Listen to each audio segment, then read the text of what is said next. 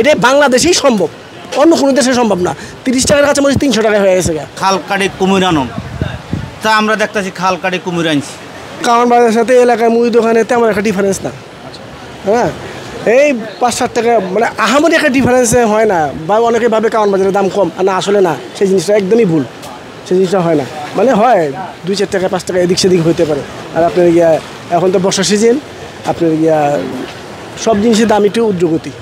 সরকারে সংস্কার করতেছে, দেশ বেশ ভালো কথা, এদিকে একটু মনিটরিং করা উচিত। যারা নাকি বড় লোক তারা তো সবসময় কেনাকাটা করে খাইতে পারবো, মধ্যবিত্ত যারা আছে তারা না পারবো চাইতে, না পারবো খাইতে, তারা বেকায়দায় বেশি আছে যেহেতু আমরা। আর যারা গরিব আছে তারা তো তাদের কোনো কথাই নেই। আজকে দেখেন 30 টাকার কাঁচামরিচ হয়ে গেছে 300 টাকা, এ সম্ভব? আপনি বলেন যে এটা বাংলাদেশেই সম্ভব, অন্য কোনো দেশে সম্ভব না। 30 টাকার কাঁচামরিচ 300 টাকা হয়ে গেছে। এটা কারে বলবো আমরা? আপনাদের বললো লাভটা কেন?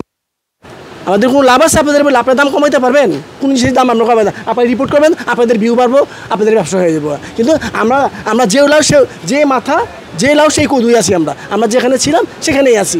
যখন নাকি দামটা বেশি বেড়ে যায় তখন আপনারা আসেন, দাম বেড়ে গেছে, আর কমে গেলে আপনারা আসেন না, জিজ্ঞেস করেন না।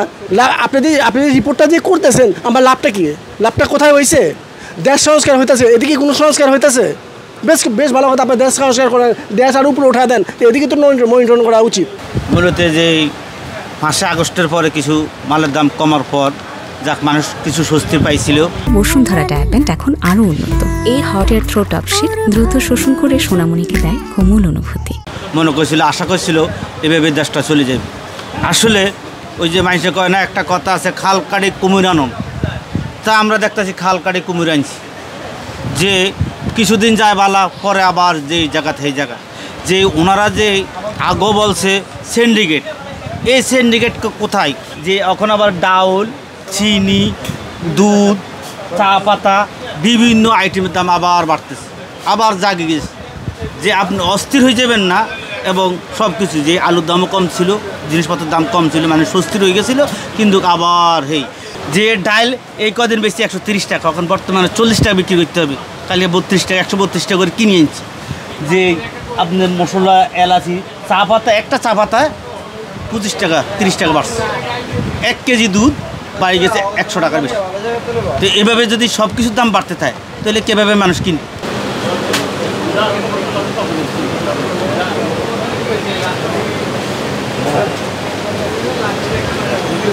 এখন কষ্ট হয় যে ডাইলের দাম 10 টাকা বাইরে গেছে গা, প্রত্যেক জিনিস এত করে বাইরে জায়গা। তো আমরা কী করে করবো? রুজি হইলো কম, আমরা কী করে চলবো, কী করে খাওয়ার?